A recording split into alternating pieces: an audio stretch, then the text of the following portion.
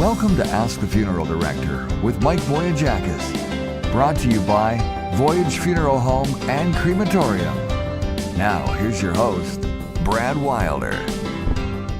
Good evening, everyone, and welcome to Ask the Funeral Director with Mike Voyajakis. I'm your host, Brad Wilder. Great to be back on this Wednesday night. Pretty nice night out weather-wise here in Winnipeg, and we hope it's nice all across the country wherever you're tuning in from tonight. Tonight's show, very special one, much like last week. A loved one just passed away. What do you do next? Nobody knows, not even me. We're going to find out, though. The man with the plan is here after this. I'm Michael Voyajakis of Voyage Funeral Home, a licensed funeral director and embalmer in the province of Manitoba. Let's talk about simple cremation. And we'll talk about the price differences.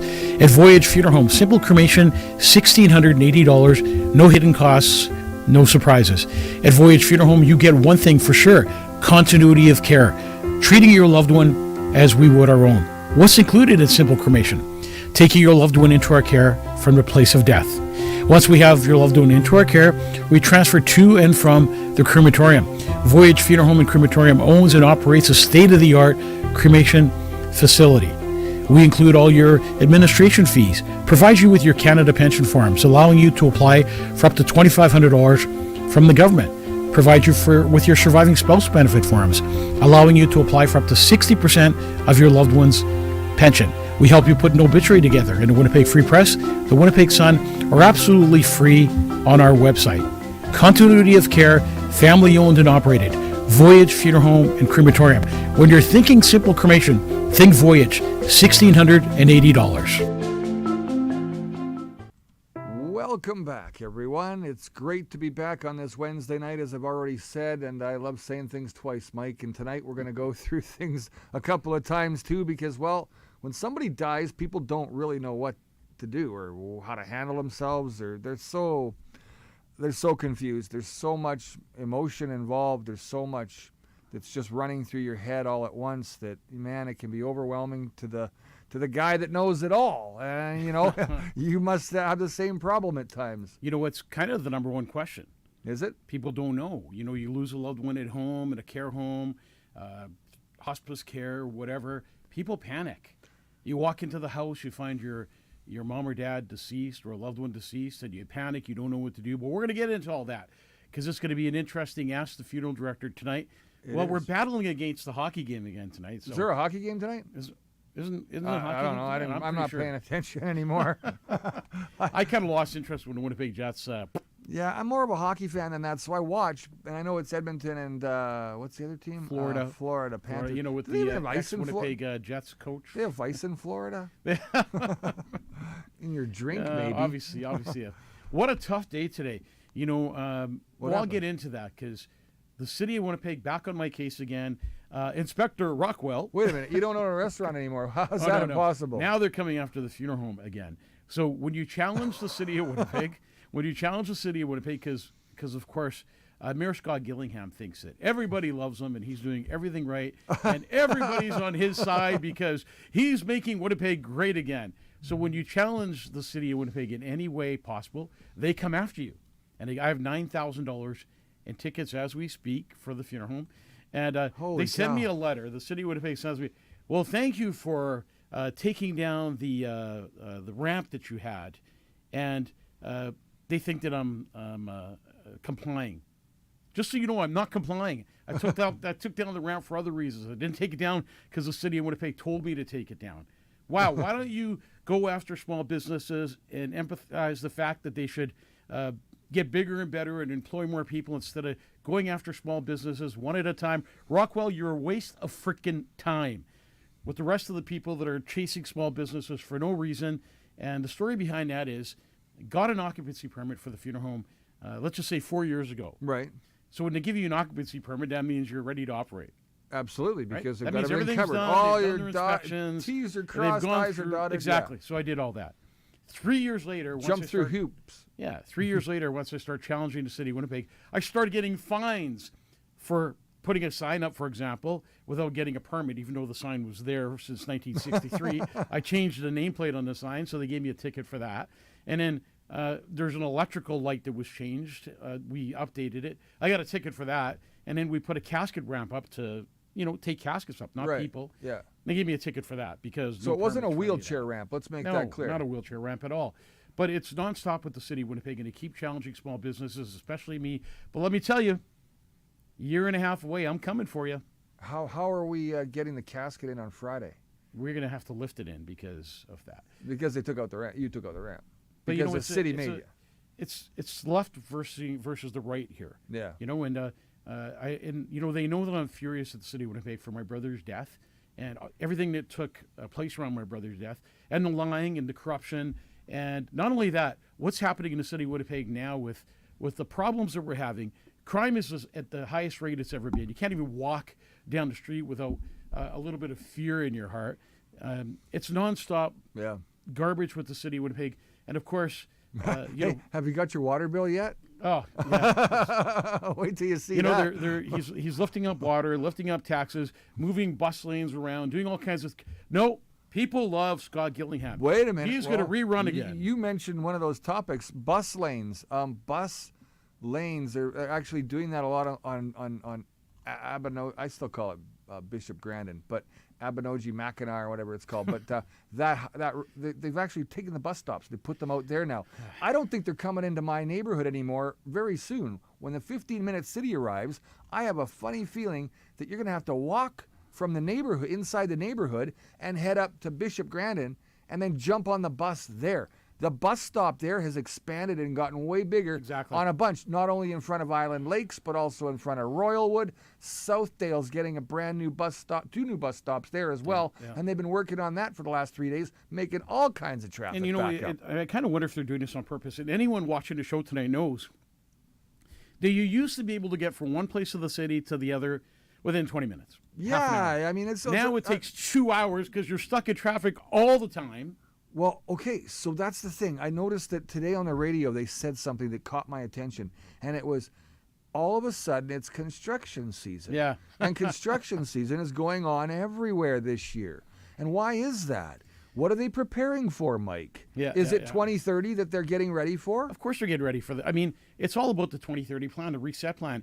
And the conspiracy theorists, Oh, was- the who was- tinfoil hat wearers? the tin fort, the guys like yeah, we don't myself know and, nothing, man. We knew nothing, but guess what? We're right on everything we've said. Winnipeg Metropolitan Region, look it up. Everything's coming alive. Everything's coming true. The fourplexes that they're trying to put up.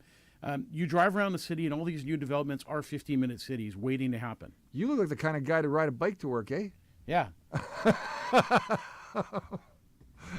How about in the wintertime? What are you Yeah. going to ride then? Oh, I'm going to take my snowmobile down the bike. 'Cause you may Yeah, as well, absolutely, right? I man. mean, You might as well just jump on the old sled and take her, geez, eh? what a frustrating day. I mean, the city of Winnipeg is doing their best to. It's actually a joke. Yeah, It's, well, it's actually a joke when the city of Winnipeg goes after businesses. I thought we were joking. But the problem is, you could tell people other places go to the streets and they battle it out when they think they're right. Oh, right? yeah. In Winnipeg, nothing happens. Just the same old, and everybody accepts what's happening, and then it moves on and it becomes law. Next thing you know, we're complaining about it because we did nothing about it when we should have. That's correct, and it's way too late then, Way isn't too it? late. Way too late. Hey, we haven't said hi to anybody Yeah, I was tonight. gonna What's say hi up to with Sue. that? Oh, number one again. You get these guys are like, look, Gord's like 2059, 41. They were Oh, like, yeah. 4 seconds 30, apart. 32 and 41. That's just like 9 seconds out. Gord, number one on the show. Good evening, Gord. Gord always phones and says, or texts me and says, have a good show, Mike. Yeah, me too. Good guy. Every day. Steve Bage, happy hump day. Love Steve Bage. Good Terry guy. Thiessen's here from Southern Alberta, as well as Janet Larson. Patricia, hi everyone from Cornwall, Ontario. And of course, Kathy. Tickle, tickle, tickle. She emails me or texts me all the time, does too. she? Yeah, absolutely. That's really nice. We talk Hey, lots. guys, gals, happy hump day. From West K, I love that, Debbie. It just rhymes perfectly. Yeah, it's just good rhyming. Evening, Brenda. Brad and Mike, everyone watching from Long Salt, Ontario. Dan Ross from, well, he doesn't put it on there anymore, but from Ross, Manitoba. He is from Ross. Mike Mazer, hello Mike's from the from- highway heading to. From the highway heading to Pincher Creek, Alberta for the night. Hey, I used to live in Pincher Creek, Mike. How did you know that's Pincher? I don't see an I in there. I missed the I, Ah. but that's okay. Mike, you missed an I. Pincher Creek's a beautiful place. And of course, Kevin. I got a notification. He says Hey, we got notifications going out. There we Was go. that YouTube or Kevin's Facebook? from Canada Nano Silver. Canada Nano Silver. Too bad we don't have any more products to give away. I still have a few sitting at the funeral home that you can come and pick up, Kevin, because people just didn't pick them up. They did. Some of Well, them. we have to just get them back here. We'll start giving them away again. Well, either that or I'll just use them personally and say, hey, this is They were great. compliments of Kevin. Al Bueller's here. Good evening, Al. Hey, Al, you're supposed to come to my house and change the gate around to the other side. What the heck, man? To the other side. What, you putting on the other side of the house? He knows. All right. Michelle, good evening, everyone. Patricia, hi, Al Bueller. Hey, Patricia. Oh, man. So, really good show tonight, and a lot of people say hi to. Let's whip through a bunch. Mavis Sandy, Friesen, Larry, Sandy. Randolph, Yeah, Faye, there we go. Patricia, Mike Meyer, Melissa. Game is tomorrow night, so we're not battling out with the game tonight. And you kind of wonder who's going to win this, Canadian team or the Florida team. Paul Maurice, ex-Winnipeg Jets coach, on the bench for Florida again. And, the last game was more of a brawl. I don't know The if end you of it saw was, but- man, there was barely Jeez. anybody on the bench at the end of that one from Edmonton, eh? That was great. And, I read something today on how many people are exiting Canada. 106,341 so far. 106,000 people have left Canada to move somewhere else because Canada is, I hate to say this because I'm Canadian and I love Canada and I stand for what Canada used to stand for. Carney gets on stage the other day, I don't know if you heard this, and he talked about Muslim values. Yeah, we have to And those are abide by Canadian- them. And those are Canadian values, he says. We have to abide by them now, Sin- Don't we have two different values? I mean, I have nothing against Muslim people, but we're not on the same value base. We're not even close. By far. So we have a prime minister who's drinking and driving or whatever the heck he's doing, and you're just wondering what's happening with Canada. And there's people from Greece that I talk to, and they go, Mike, what are you doing in Canada? Everybody's laughing at Canada. Yeah, well, we're a laughing stock at this point. And, no and the question funny about thing it. is, people don't have a clue of what's going on. A lot of people just live their lives and they don't know anything's wrong. And I was in Costco today talking to a couple people and talking to some people about, the vaccine, Yeah, right? And they had a lot of questions. That Hey, works. No, they it's said, safe "Mike, and effective. I've been following you since day one. Thank you for what you did. And then, of course, another guy in the background. Oh, no. Don't get us Don't talk to me about that. don't get us pulled off of YouTube tonight. We're not saying anything bad. No, we're not. just It's all safe conversation. and effective. Carney can. No, don't say. Stop. Steve, you're trying to get us kicked off. Sometimes we just read these things, The screen is in front of us. We just say things. And all You of a sudden do. You do. You're like my dad. we are going to get into Hey, look, a duck. a duck. That's how you distract people. If you have a comment or if you want us to talk about a certain show or if you have a question, put it up on the comment. One of the biggest things is you can share the show and Yeah, get it you out can there. share the So show. lots of people. We need to get the unlike-minded on the program. That's what we really need. The people who don't know about the stuff that we talk about. Because, there's more and more coming. There's lots more This coming. is just the beginning. If you think we're out of the woods and you think we're safe, you're wrong. This is just the beginning of a very bad taste in your mouth. So look, we're talking about losing a loved one tonight. So my question is to kick this all off in the right motion just for a second. Sure. Is to stay in tune with, I guess, the theme of the program. Do you, when you lose someone, Mm-hmm.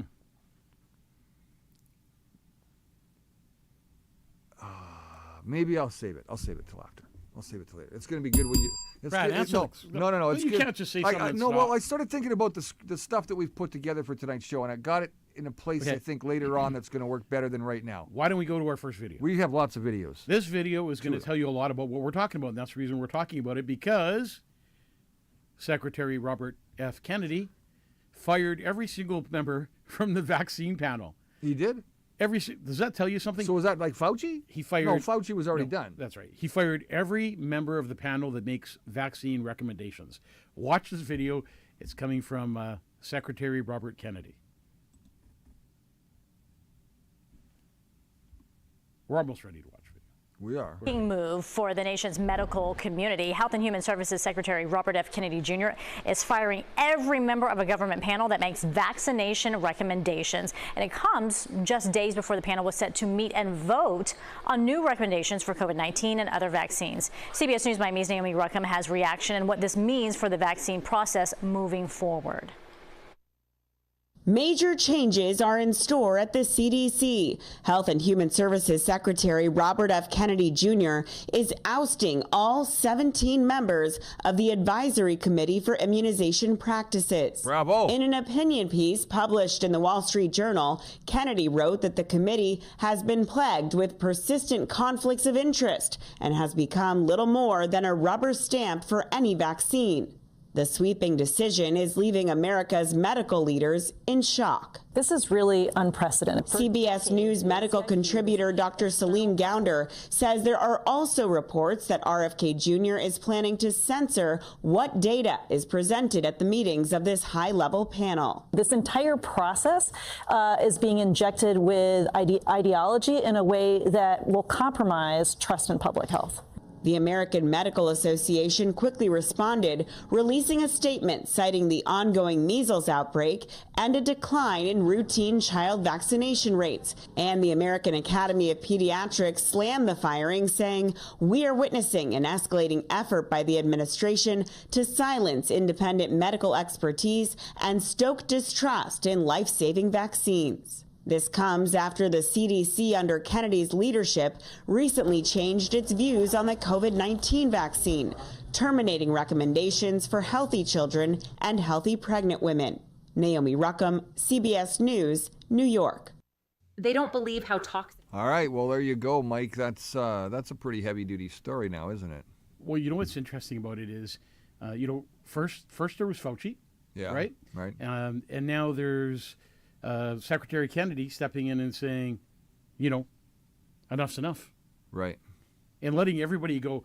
So there's so much going on. I mean, Trump has been reinstating soldiers, doctors, nurses, medical professionals, people that were forced to be fired because they refused to get vaccinated.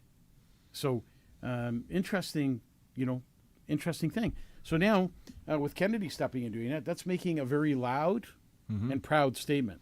It is. And I say bravo to Secretary Kennedy for getting in there, getting involved, and saying, look, something was wrong. And, these doctors, and they talk about the news being the problem.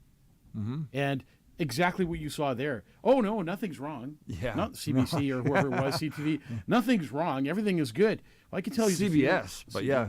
I can tell you as a funeral director, honestly, in all the years that I've been doing what I do, I've never seen the deaths of babies before in my life.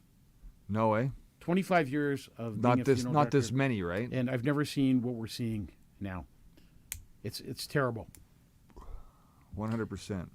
So, I'm glad that somebody's trying to put a stop to the lies, because it needs to take place. Fauci lied, reporting to the President of the United States, came up with all this garbage. The 6-foot distancing thing never existed. He said that in court. And then he made it up. The makeup, think about this. Think about how stupid this is. So, let's just say I have a plastic, plexiglass in front of me, barrier, and it's right here. And I remember going to an insurance company, and I stood up over the plexiglass, and the guy goes, "Oh, no, Mike. Oh, no. You, out of all people, the funeral director that deals with the dead, is going to make me sick, so please sit down and talk to me through the plexiglass." And I broke out laughing, and I said to this guy, "Come on, man, use common sense. This is an airborne pathogen they're talking about. The virus isn't smart enough to stop at the glass and say, oh, I can't go over this plexiglass because that's the rules." That's an airborne pathogen. It goes everywhere. You breathe it in. That's right. Whether I walk away, stand up, sit down, be behind your plexiglass. What a joke. I agree. Did you notice how close that was? That was weird. Sorry, I'll have to fix that after. Looked like I had like a You got head that was really big. Dan Nickel says, the city is a mess. I know a person that was arrested and charged for exercising a right. Part of restrictions need to be permission to record people in public. I know. Yeah. Listen, the city of Winnipeg is backwards. We need a new mayor. Keep that in mind. And as far as I'm concerned, we need a whole new council. Yeah, somebody who can maybe make a budget. We need a new start to a new beginning that's going to change things for the city and be looking after the public's best interest. The public's best interest, not the World Economic Forum's best interest, not anybody else's best interest, but you and your family's best interest. That's what needs to happen. I agree. 1,000 times over. Well, next video is up and we're ready to go if you are. So this next video is about an independent investigation that's taking place because we talk about crime. Yeah. I've been pushing crime for a long, long time, and the catch and release program, and what's happening, how these criminals are getting arrested back on our streets, causing all kinds of chaos. The drug problem we have, Yeah. the mental illness problem we have. We have a whole bunch of issues right here in Winnipeg, Manitoba, that we need to deal with before we deal with businesses that aren't complying with. You didn't get a permit for that. Story of my life. Let's watch this next video. It's a shooting that took place between the Winnipeg police and probably Someone. a criminal. I don't Last night was a very difficult moment for our community. The Independent Investigation Unit has invoked its mandate to look into a man's death after police opened fire during a use of force encounter. Friday evening, officers were called here to Ferry Road near Bruce Avenue after reports of a man covered in blood. At 6:11 p.m., our 911 Communication Center received a call about a male bleeding and covered in blood in the back lane. Winnipeg's Chief of Police, Gene Bowers, says the initial call came from the community. The caller reported that the male was possibly breaking into houses. Officers were dispatched and located a male armed with a screwdriver in the rear of the residence in the 200 block of Ferry Road. We know that the male was acting erratically and that a use of force encounter occurred, where he was shot by one or both officers within minutes of the call for service. The officers provided emergency medical care, including applying chest seals to prevent blood loss until paramedics arrived. He was taken to the hospital in critical condition, and sadly, he did not survive. Bowers says he spoke to the officers involved directly, and the WPS is following critical incident protocols and pulling them from the workplace. Our hearts go out to the family who has lost a loved one and to the officers who were involved in the split-second decision that forever changed them. The rest of the details will be determined by the IIU's investigation. In Winnipeg, Joanne Roberts, City News. So that's a really tough story, Mike. You've got a homeless person who is in a back lane. Was he looking- homeless? I thought he was homeless. No, they said he was a guy breaking into people's homes. Oh, I thought he'd be homeless Could then. be homeless. Could be homeless. But either way, I'm going to tell you this happened in the St. James area, the same area where my brother was murdered, Oh, really? January 24th, 2024. And they say we don't have a problem in the city. We don't have a violence problem, right. but the police are shooting people. I mean, obviously there's a problem. Obviously these officers, felt they were in danger or something. Could you not shoot him in the leg? Well, they shot. They don't know if one officer shot him or two. Well, as a mortician, I can probably tell you that it's easy to tell how many bullets there was in a person. But I guess Sure. we'll find out what happened there. But the bottom line is the crime is getting worse in the city. We need to do something about it. And, there's other ways there's other uses of force that you can use now. Police have all kinds of new things that they can do, including a gun that shoots Rubber bullets? rubber bullets. But there's also a new thing that they shoot. A cage comes over you like a Yeah, like a net. like a net. Yeah. So you instead of shooting a guy, you shoot the gun and it wraps the net around him and it It just disables you. the guy, and then you can jump on top of him and do what you got to do. But anyways, That's right. When a police officer shoots somebody, there's a lot that they have to live with too.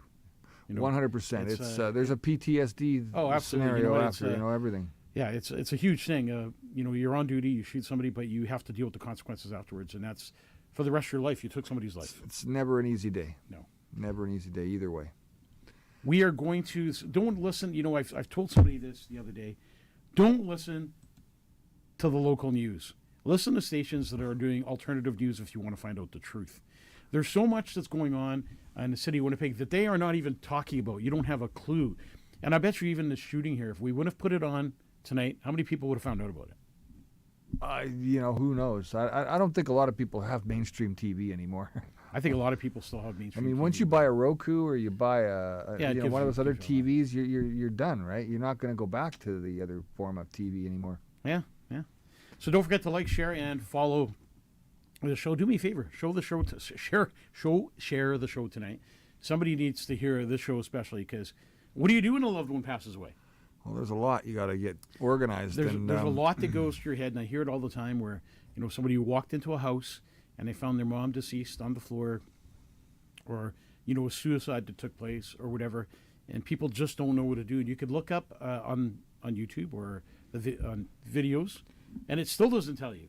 No. So this would be a good video to have on there. So look, tonight we're going to offer clarity, compassion, and really a step-by-step guide for your first 24 to 72 hours after a death. And there's a lot to take in and a lot to know about, and we're going to get the nitty-gritty of it right now. What do you got, Mike? What's the first question? Let's see here. Immediate steps after death occurs. So if death occurs at home, not under hospice care, and you do not have a letter of anticipated home death, what are you going to do? So there's different kind of deaths we're going to talk about here tonight. So there's the home death. Right.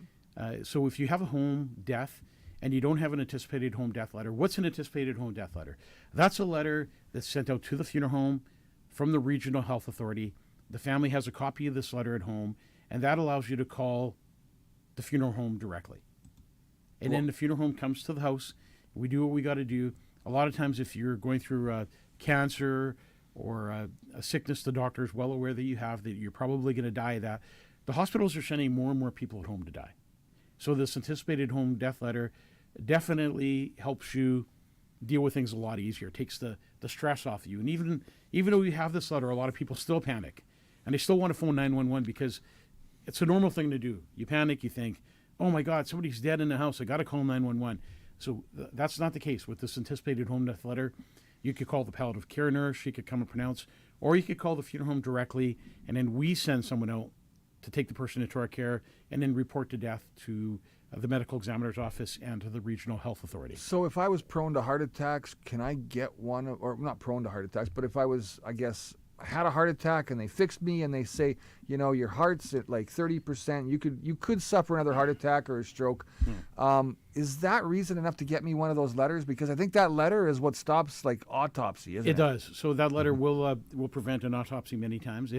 So when we come to the house, or the police come to the house, or the medical examiner's office, the first thing they're going to look is for the cause of death. And if a person has a heart attack, it's really easy to tell that the person had a heart attack just by the color change in their face. Oh, really? Yeah. What happens is your face will turn a reddish, kind of a blue color, just because of the lack of oxygen going to your brain, which color kind of gives you. So you like don't a have to stain have an in your autopsy face. at that point? No. Oh, so wow. It's up to the doctor. I was worried about that. So usually cancer care will give you that letter right away because they know you have cancer. They know more than likely that if you go home, you may die at home. But we've had people that had heart disease. Right. And they're given that letter too. And we've gone to the house and taken them into our care. So it's a conversation you'd have to have with your doctor. So there's lots of people out there right now suffering from myocarditis. So is that going to again, get you a letter too? In 25 years, I've never seen that before. We're talking about vaccine injuries. And people always say, oh, conspiracy theorists, blah, blah, blah. I'm sick of hearing it. The reality is that I live it every day of the week, and it hasn't happened in the past. And I've lost 4 or 5 friends with myocarditis. One guy who was completely a gym nut, really healthy, and fell dead in front of his family. So you know what? You can pretend that you're not hearing this. You can pretend it's not happening. But in the real world, there's things happening that people just don't want to hear about. And where does this real world begin and end? I don't know. It's like some people have like ESP. I don't know what extrasensory perception. If you don't have a letter of anticipated home death, you have to call 911 immediately. You do, eh? No matter what the death. So people say, well, what happens if one of my loved ones commits suicide in the house and we walk in and we find them? Do we call the funeral home? No. You need to call 911. A suicide is an investigated death. Yeah. So the medical examiner's office will come to the house. What will happen is your loved one will be taken from the house and transported to one of the hospitals where a 99% chance of an autopsy will take place to find out the cause of death. Not only that, to find out if a person was on any narcotics, if a person had alcohol in their system, poison, whatever the case may be. So there's reasons. They want the whole breakdown and the whole story. They want to know how the person died. And let's talk about who wants to know. So emergency services. The government or someone else? Emergency service. Well, it's funny because during COVID, remember they weren't doing any autopsies, and that's right. They weren't concerned about who was dying and how they were dying. or how they were dying. Let's get them out of the hospital. What the hospital shroud would say on it. What the hospital shroud would say on it would say, pending COVID test. No. Pending COVID test. So when we leave, obviously. Stick the swab up the nose? Yeah, pending COVID test. I don't know how they do a, COVID pending test. Anyways, so what happens when you call emergency services? Here's what to expect if you call 911 for a death in your house. 911 will send the police out first of all.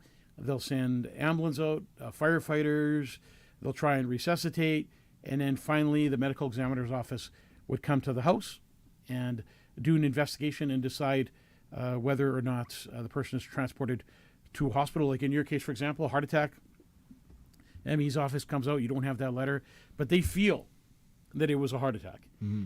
They may look at your chart, talk to your doctor, and say, we are going to release to the funeral home. Gotcha. Which clears you. So that's an investigation that's been cleared, and then you could contact the funeral home at that time. And move on forward, yeah. So if a death occurs at home under the palliative care program, which is the hospice palliative care program, Okay. that's when you have that anticipated home death letter on file most of the time. What happens when you have that kind of death? Don't call 911. Call the funeral home directly.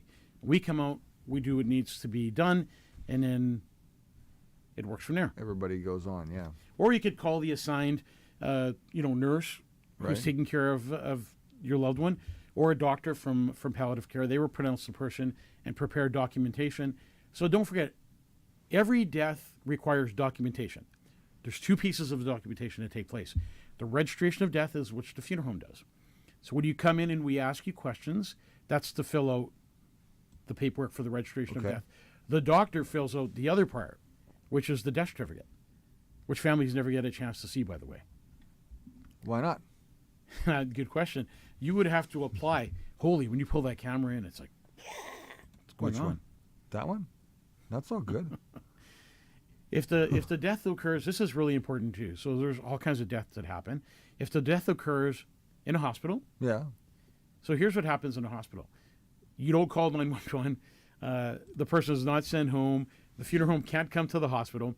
So most hospitals in the city of Winnipeg, I know outside the city it's different. If the hospital has a morgue, your loved one would go into the morgue area, and then the file or paperwork goes to admitting. A medical examiner's office comes, reviews every single chart of a person that passed away, checks their history, and that's how they decide whether an autopsy should take place or not.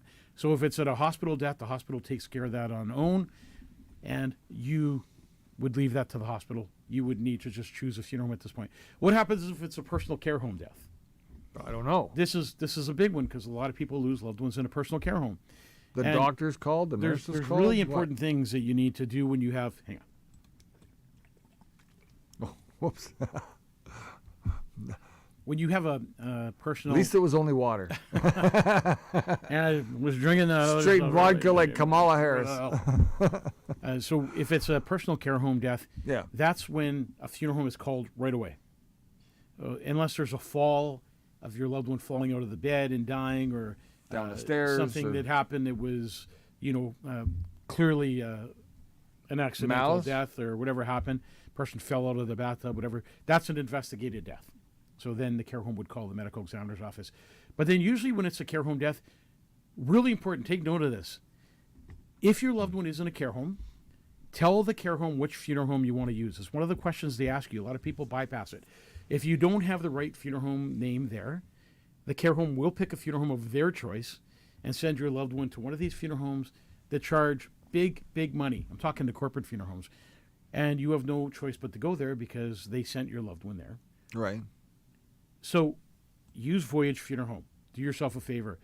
Avoid the hassle of what happens after death in the funeral industry. I mean, there's a lot of good funeral homes.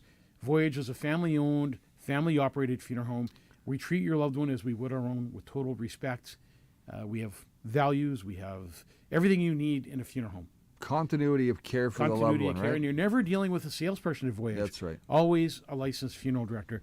So make sure you put a funeral home name So down there. Mike is with your loved one from start to finish. Yeah, that's he what deals continuity with care is. everything from beginning to end. It's not going to be that Brad shows up and says, "Hey, I'm going to take this over," because that doesn't happen. No.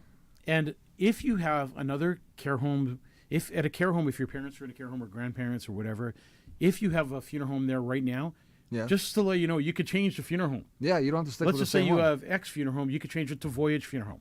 You don't have to give a reason or an explanation, because the care homes call. Now you like when that happens because It you happens end all up the time. you end up giving checks back to the people still alive. Exactly. So people that pre-plan, for example, who are at a whatever care home, and they're pre-planned with another funeral, let's just say a corporate one. I like getting And money back. And they come to Voyage, we always write them a check back because they've always overpaid. Always. Always. That's right. So what happens in the care home? The staff handle the legal documents.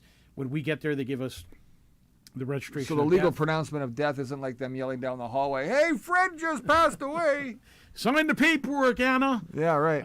So what happens there is there's doctors in the care homes, Right. And they come in and they fill out the death certificate, and we do the registration of death, and the body's held for a few hours for family to maybe come in and say their goodbyes, and then the funeral home will attend palliative care, home or hospital. So it's really interesting when that happens, and if a person is in a care home, obviously you don't need the anticipated home death letter. Okay. What happens when somebody passes away at the care home or a palliative care facility? The letter is not required from the regional health authority, but the funeral home will be contacted directly by a nurse or family. Right. And it's the family So that's what I'm talking about. Usually they. it's not always a family. Debbie says, "Oh my God, Brad." What? What's TFF? What does that mean? I don't know. Oh man, True friend forever? true friend forever with tears. Let's talk She's about laughing at me. Let's What talk did I about say? an- It was funny. Let's talk about an accidental death. Yeah. So an accidental death happens, an overdose, a suicide, and a lot of people, run into this unfortunately, especially in 2025. Lots of suicides, lots of drug overdoses, and families panic. They walk in a room, they find their loved one not breathing. They sometimes try to resuscitate. Other times they just panic and they call friends or they call the neighbor to come and help. Call 911. So anytime you find somebody who's committed suicide, who's a part of a unexpected death, whether it's a drug overdose or, another death at home, maybe somebody came in and hit somebody over the head with a baseball bat or whatever, you call 911 right away. That's when it's reportable to the medical examiner's office. Always reportable to the medical examiner's office means that the medical examiner's office will send investigators out to the house. It's mandatory that happens. And then more than likely, if somebody commits suicide, if somebody a drug overdose, a violent crime, all those are reported to the meaning their autopsies. Yeah. So my brother Kyriakis, the last thing my brother would have wanted ever was to go through an autopsy. And as his big brother, the last thing I wanted for my little brother was to go through an autopsy. It's ordered by law, though, And isn't unfortunately, ordered by law, the medical examiner's office has control over your body at the time of death, and they decide that an autopsy will take place. And that's what happened with Kyriakis. So until clearance is provided by the it? medical examiner's office and police, To be absent from the body. is to be present with the Lord. You're learning. I am learning. And, something else that's really interesting, a lot of people don't know this. So you find somebody at home deceased, the medical examiner's office releases to the funeral because cancer without the anticipated home death letter. Here's a waste of police resources. So they're wondering where our police officers are. So there's 2 police officers standing at the door of that house, apartment, condo, until the funeral home arrives. And sometimes we can't get there they're for just 2 or 3 waiting. hours because it's a crime scene, really, until the funeral home comes and breaks that crime scene and takes that Right. body into our care. So sometimes you have police officers sitting there for hours and hours waiting for that funeral home to get there to take your loved one into our care. And funeral homes are busy, and a lot of times we're out on other calls or on funerals, and it's just something that needs to happen. So why not no change there? Why not I an can re- update in the I, policies and procedures, the SOPs? What I think should happen is that's when you should have a cadet there. Absolutely. Have a cadet there who doesn't need a gun because it's not a violent scene. He's just waiting for the funeral home to arrive. So have a couple of cadets there doing their job. I mean, if it was a violent death, then okay, bring the police in with a gun, let them stand there for a couple Exactly. hours. That's okay. That's not a waste of resources. But the cadet could take care of everything else that doesn't have violence around it, right? Yeah. So let's talk about legal, practical documentations that need to take place. Like legal pronunciation of death. Who will pronounce my loved one deceased? You do. So when we go to the house, we do that a lot of times. Palliative care nurse will come, a doctor will come. Do you use a mirror? Stethoscope. I thought it was a mirror. You know, when I see the go breathing. to a house and I do a test, because there was. I'll share a story with you. What happened one time is, so I get a call. I'm on call for the funeral home, and it's at a care home. I won't mention which one. So here, think about this. By the time you leave your house, get to the funeral home, put a suit on, get a van, put a stretcher in a van, and then head to the care home. It's an hour and a half. So I get to the care home, and I'm just taking a stretcher out of the van at the care home. Right. And I'll never forget this. So the phone rings, and I see it's the care home calling. And I'm like, oh, I'm just out in the parking lot. I'll be in a minute. Oh, no, don't come in. Why not? What do you mean? He came back to life. No way. He came back to life. You gotta be kidding. You mean he's alive again? Yeah, he's alive. We don't need you. He sat up and unzipped a bag himself. No, there was no bag. He was on his bed. They were waiting for the funeral home to get there, but the doctor had already pronounced him deceased. Holy. So they called so if I would have got there, maybe 10 minutes earlier, I would have taken this guy into my care. You would have gotten up in the back of the van. Would have came alive in the van. So anyways, we never got a call back from the care home for this person for, I think it was a month. So a month later, he dies, and then when the care home calls, I'm on call again, and I go, hey, are you sure he's gone this time? Yeah, right, eh? So something I do when I go to a house is I always take a mirror, and I put the mirror in front of the person. I knew you used the mirror. Always. See, I was right. And then I push on the chest to get one final breath, which I'll see the mirror foggy. That was the one breath that was going to bring the guy back. Yeah. and then there's no more, when I put the mirror there's no more, fog in the mirre. Can you push down on my chest like that right now and just see if it works? No, stethoscopes. I like to use stethoscopes. I always bring a flashlight with me, check in the eyes to see if that it'll dilate. Yeah. So there's lots that I do, because really it's terrifying to walk into a house, tickle, take somebody into your care who's really not dead. Quick little tickle of the toe in the bottom. So the death certificate is always. People always ask, well, who gives me the death certificate? So there's two death certificates. One death certificate is a death certificate you'll need from the government if you want to know the cause of death for insurance policies. The government. The government. Oh, the government. Oh, okay. Hopefully Rockwell's not working. Somehow I knew. He'll give you some type of investigation. You get a ticket for bringing the dead body in, yeah. So you get a. What was I talking about for you? Really. Two kinds of death certificates. One is from the registration of death, the government. So you could get these for legal purposes through vital statistics. The other death certificates, people go, well, how do I get my death certificate? I need a death certificate. I need to get to the bank. I need to deal with the legal things. I need to. So the funeral director will give you the funeral director statements of death, which are totally different than the government ones. But we got the funeral director statements of death. They'll usually help you with the bank, Canada Pension, and other legal matters. So that's who gives you that. So we don't sign the actual death certificate. We sign the funeral director statement. Do you as a funeral director go on and make sure that all their social media accounts are we notifying everyone? No. No. So a lot of people do, well, what do I do next if my loved one passes away? I've called 911. They know about the death. They've taken my loved one into their care. My loved one's with the medical examiner's office. I'm waiting for a call back to see what the results are, whether they're going to release or go for an autopsy. In the meantime, what do? I'm panicking. You need to make funeral arrangements. Get a hold of family, talk to family, try to be on the same page when you come into the funeral home, and figure out what you're going to do. So when you come in, you're not going to be taken advantage of, because the people that get taken advantage of are the people that just don't know. Sure. They don't know. They come in and I think they want cremation, but I don't know, maybe they want burial. I'm not too sure. So what does a funeral director ask you when you come into a funeral home? Be prepared for this. It's really important. So we ask you for the person's full legal name, including middle name, place of birth, right, social insurance number. We ask for both parents' names, including the mother's maiden name. Now think about this. You're going, what does he need all this stuff for? This is the stuff we use to fill out the registration of death. So we need his last place of residence, marital status, whatever he was, married, divorced, separated. Now we're putting common law in there. We ask what kind of work the person did. So those are some major questions that we ask. That pronouns?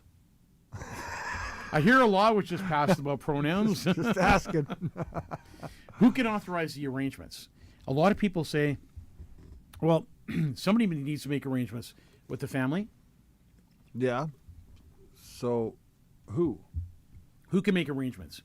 So here's how it works in order. The legal next of kin in order is the executor. So why am I telling you this? Go to Voyage Funeral Homes and get a will. Yeah, so go to the website. Go to the website, a 5-in-1 will kit, free of charge.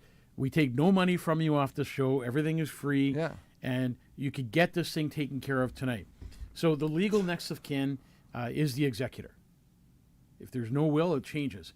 So then if there's, let's just say there's not a will. Right. Who's the legal next of kin? It's the spouse or the common law. If you've been together for 2 years. The adult children, the parents.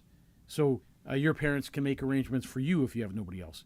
Siblings, extended family, if none of the above. Well, that's good. That are took a available. load off. If multiple people share the same legal priority, they must act in agreement. What happens if there's nobody? Something else you need to remember. Power of attorney ends when a person passes away. So the title of power of attorney passes away with that person. So a lot of people go, okay, yeah, I'm confused now. What's the order of this? Like, what happens? So the will kit is this. So you need a power of attorney. That person speaks on your behalf while you're alive. Right. You could put 2 or 3 people on there. So that's like for the when you're dealing with a doctor and somebody. Yeah, well, who's if you're dealing with anything, banks, medical. doctors, selling a car, whatever needs to be, power of attorney has lots of power. Second is the executor. So the executor speaks on your behalf when you're deceased. When you're deceased.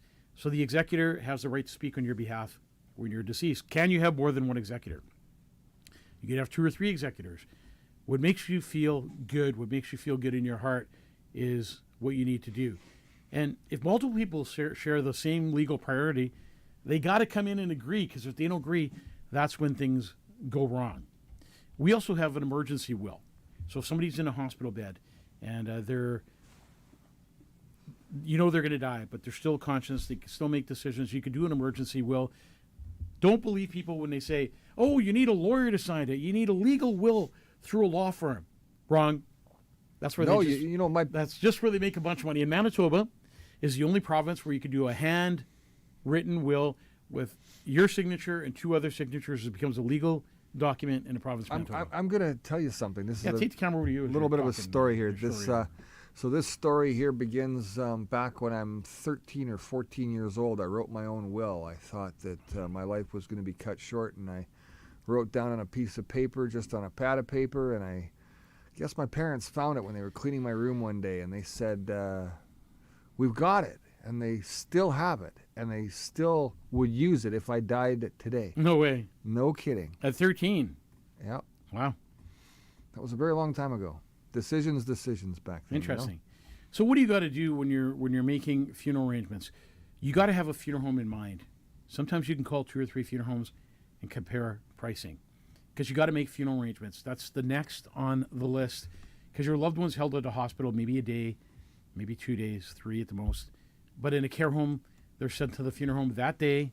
At a home death, they're sent to the funeral home that day. So you got to contact a trusted funeral home. So have a funeral home in mind that you want to use, and then phone that funeral home to make arrangements. Here's what I always suggest to avoid all this. Pre-arrange your funeral. Make an appointment with Voyage Funeral Home. Pre-arrange your funeral. Get all your wishes in place. It takes the burden off the family.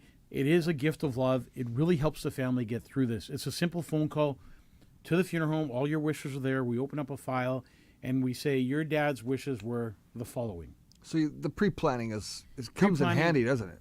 Pre-planning is the thing to do. So we can do 2 arrangements and not need an arrangement. That means somebody walks in, they have no arrangements, they don't know what they're doing, and that's the families that get taken advantage of in this industry. No doubt about it. They're coming in there with broken hearts, they're grieving, and that's when the salespeople will take advantage of your emotions. So what happens when you make funeral arrangements? You phone the funeral home. The first thing they're going to do is they're going to phone the hospital and take your loved one into their care. Big thing, once you call that funeral home, you've made that decision to use them. So now we have the right to go to the hospital and take your loved one into our care. So now you're going to meet with a licensed funeral director, hopefully. Always ask the question. We talked about this in a couple of shows ago. Are you a licensed funeral director? Because, there's family counselors, there's all kinds of things they use, but they're not licensed funeral directors. They're sales staff, and they're there to take as much money out of your pocket as they can. Yeah, that's right. You're going to discuss whether you want burial or cremation, what type of service you want, what type of religious Do they or sell non-religious. do they sell the headstones too? Well, we guide you right through that too. So during the arrangements, we send you to a company Okay. that we deal with, that we know, that we trust, that we know is not going to take advantage of you, and we recommend them. We don't recommend too many people, but we will recommend people that we know will do a good job and treat people as we would. Can I take a headstone back if it's already been done up? Yeah, you can take it back and change wording on it. Really? Debbie says I added a few $100 more for a blingy urn. Mike, can you make sure my son gets me a nice one? Yeah, no doubt. We And can not do that. the one for $50 and then reimburse me the rest. Want to say hi to Heather tonight. Heather, thanks for saying hi to Mike and I. Yeah. Hey, Heather. So what other things happen during arrangement? So this way, when you come in and you're going to do burial or you want to do a viewing, you're going to bring in clothing. You might bring in some photos, some keepsakes that we're going to put in there. An obituary is going to have to be done, a death notice, maybe a live stream video, tributes, flowers, stuff like that. So much stuff to do when you're planning a funeral. So remember, call 911 first, Now get that that's- anticipated home death letter. Next is to call the funeral home. Of course, call family members. You're gonna set a date for a service. You're gonna maybe have a simple cremation. Maybe you're gonna have a celebration of life at a funeral home or at a church or Traditional is different from cremation, and that's something I think that you Totally didn't different. So you traditional didn't is- necessarily point that out. traditional is a burial. Right? Yeah. So usually a traditional burial is when a person's placed in a casket You're going through the whole process. in a right? cemetery, the viewing, the whole process of the old The way church, that they used to do things. the A church, a open funeral home. casket. And we do a lot of traditional services. And Brad has got a peek of the traditional world. Yeah, I sure have. What's Tricia saying? Trish says Mike and all his employees were no less than top-notch, respectful, compassionate, and gave us the utmost integrity. I wouldn't want to deal with any other funeral home at all if possible. Can't blame you on that there, Trish. Yeah, thank you, Trish. That's really nice of you. So make sure that when you go to a funeral home, talk about funeral costs. Yeah. Really important. Don't just sit there and go, yes, yes, yes. Talk about funeral costs and if there's payment options, what the government benefits are. Discuss options that about pre-needs. The last thing you say when you leave a funeral home should be, I'll get back to you. I'll get back to you. Not, okay, see you soon. That's right. Who when we talk about finances, if your person was a victim of a crime, so victim services will pay up to $9,000 for funeral expenses. If your loved one was in a motor vehicle accident, MPI will pay a lump sum for that death in a motor vehicle accident or hit by a car, whatever the case may be. If a person was on social assistance, Is that just enough to cover the funeral, or is that a little bit it's extra? Usually, it depends what you're going to do. Is it? Social assistance gives you a dignified burial, where they allow you to have a traditional burial or a cremation or whatever. So if you're on social services at the time of your death, they pay for everything. And what else is there? Well, if you're a veteran affairs. So there's all kinds of ways that you could get coverage. So we try to do this for you at no cost if we can. So we ask a lot of questions to find out how your loved one died, what they were involved with. So you need to talk about payments when you walk in a funeral home. Very, very important. Whether you're having it at the church, whether you're having it at the funeral home, how do you apply for the benefits? Who gives us the paperwork to apply for the benefits? Right. So the funeral home gives you all that. So when you come into the funeral home, we give you your Canada Pension forms. That allows the family to apply for up to $2,500 death benefit. Right. And then if you have a surviving spouse, your surviving spouse can pay up to get 60% of your pension. A lot of funeral directors don't tell you that. Why? Because you're sitting with salespeople. So when you leave at the end, we give you that.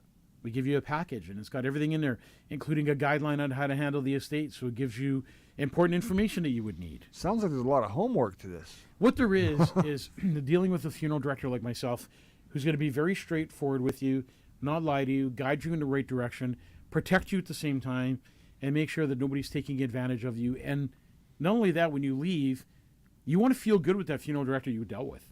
Like, you want to walk out of that arrangement office going, wow, that guy really helped us.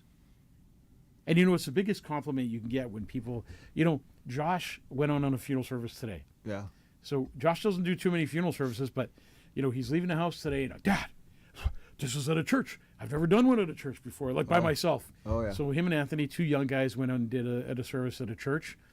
And, the family phoned me afterwards and said, those two young fellows that you sent out did an amazing job. Thank you. I will definitely recommend your funeral home. That's good. What a great feeling. And then Josh said, hey, Dad, did the family call and say anything about me? I'm like, yeah, as a matter of fact, they did, Josh. And that's really encouraging to him, being young and, wanting to be a funeral director. So what's the things you need to do after death? You need to cancel health cards. We do that by registering the death with the government. Have you got your new health card yet? No. I heard they're plastic and they're kind of like a QR code. Yeah, they kind of scan you. So if you don't have that card in the future, you're not going to be able to get medical care. That's what they're doing. Really? So the whole point now is so because that's going to be tied to what kind of who knows what that's tied to. But when they scan your card, they're going to know everything about you in the hospital. Boom, instantly, just like that. Really? As soon as they scan that card, it gives them instant information to all your health records. There you have it. So social insurance number, we cancel that. Pensions, if a person has a private pension, you need to, let's just say a person worked for Manitoba Telephone System, MTS. You would go to them and give them a death certificate to apply for any pensions they may have. So credit cards, what do I tell people to do with credit cards? So you're not responsible for a person's death. Payments. As the executor, can you go out and start charging? No. Okay, just asking. Most wills have to go through probate. So as in what was I just talking about? Credit cards. Yeah, credit cards. So if you have a credit card, what I tell people to do is take the credit card, you're not responsible for it, with a death certificate, and drop it off at the bank. Done. You're not responsible for that debt. And a lot of people who don't have wills are forced to go to the government and become administrator to an estate. What they don't tell you is when you become administrator to the estate, you also take over debts. All the bills. Take over debt. So you need to be careful not to become administrator to the estate unless you know. What's the secret of funeral service? Always have somebody in your bank account with you. Why? The account remains open. They cannot freeze an account. If you and I had accounts together, they can't freeze. We set that up after that show last time, didn't we? Any subscriptions, send death certificates to the people that have subscriptions with. So emotional support. So it's very emotional and overwhelming when you're dealing with death. So you need to encourage families to go step by step. Take one step at a time, because if you don't, you're going to trip. Breathe. There's nothing important, nothing that you need to take care of now. Hey guys, forget it. It was Wednesday. Oh, Daryl. Hey, Daryl. Hey, Daryl's up. A little bit late, Daryl, but thanks for joining us. We kind of needed your help earlier because we were getting into some conversations that maybe some people didn't like. So I encourage families to bring somebody with them when they're making funeral arrangements. Somebody who's in the right state of mind, who understands what's going on and can explain it to the family without taking advantage of them. It's important to have grief support when you go to a family, whether it's, faith-based. So a lot of people want to bring their pastor in to do the arrangements with them because they feel comfortable. But afterwards, dealing with the death is such an emotional state, and it's a roller coaster ride. It's tough to deal with a loved one's death. And you know what? Even when you expect a death, you really don't expect a death. And to have grief counselors or therapists, support groups, there's a lot of support groups. Let family and friends help you with logistics, maybe meals. Funeral homes offer grief counseling. You can talk to your funeral director about that. And there's common mistakes people make. Is there? And that's what you got to be careful about. Rushing into decisions under pressure. Brad, you got to sign this now. If you don't sign this today, we can't do your service on Tuesday, and we won't be able to do it for 2 weeks. Uh-oh. So then you're going, I need to make, I want my loved one's service now, yeah. Yeah, I don't want it in 2 weeks. So let a licensed funeral director deal with this for you. He's not going to try and pressure you, or she. They'll tell you what services are. when you can have them, and give you the proper dates. Believing everything must happen immediately is wrong. And that's when you make mistakes. You believe that everything needs to happen now. The good thing about cremation is we have time. Cremation is not time sensitive. Once we do the cremation, you have time to make arrangements, to have a service, a celebration of life, scattering cremated remains, all those things that happen. You know, somebody in the chat room said they lived in Manitoba for 45 years and they had met you a couple of times and they heard you speak. They said 2 years ago they moved to Ontario, but they really would like you to be their funeral director. Like you to oversee it all. Could that be possible, Mike? Could you go to Ontario and do that for them? They would hate to have their families scammed. Unfortunately, I'm a licensed funeral director in the province of Manitoba. So I only could do funeral arrangements in Manitoba, only could pick up bodies in Manitoba. We can have loved ones shipped from all over the world to Winnipeg, which we do. So, yeah, unfortunately, I can't come to do arrangements in Alberta. But thanks for Ontario. trusting in me. No, it's Ontario. That's right. So I just want to encourage listeners today to plan their funeral. Yeah. It's really important. If you know somebody who's sick, don't wait. An at-need death means when a person walks into a funeral home that has no arrangements. A pre-need death means somebody who's passed away, who's got pre-arrangements. Save your family the emotional decisions that they have to go through. Pre-planning locks in today's prices. So you never pay any more than what the funeral director quoted you today. That's at Voyage. So Yeah, let's just say, you could be 10 years, yeah, right? let's just say cremation is, $1,800, for example. You never pay any more than $1,800. That's what it is. And I recommend today that you go to voyagefuneralhomes.com and download that Wishes and Memories book and the will kit. Just do it. It's free. It's not going to cost you anything. Get it done. If you know somebody who's sick, it just makes things so much easier. Yep. And I want you to know you're not alone. You're not alone because there's people out there that love you. Your loved one deserves dignity, and your family deserves clarity. And that's really important. Closure. And compassion. I encourage listeners today to contact Voyage Funeral Home. We're there 24 hours a day for a death. And our expertise will guide you. We're compassionate, we're caring, we're understanding. I encourage you to share this podcast today with other people and help somebody who may lose a loved one and may be taken advantage of, or worse than that, when somebody dies, they're lost and they don't know what to do. This show has really separated fact from fiction. And a lot of people hear things, but they don't know. Another edition of Ask the Funeral Director. Hopefully I answered all your questions. Was there anything that you saw in the comment section that we should get to? Not me, no. No? Not today. How about Daryl? Daryl, no, nobody? Everyone's still with us. Everyone's having fun. Again, share, follow the show. Here's some new comments here coming on. Night, everyone. Well, thank you for taking part in another edition of Ask the Funeral Director. God bless you and your families. Take care of yourselves and each other. Brad, thank you again for another You're welcome. show. Good night. Good night, everybody. Good night.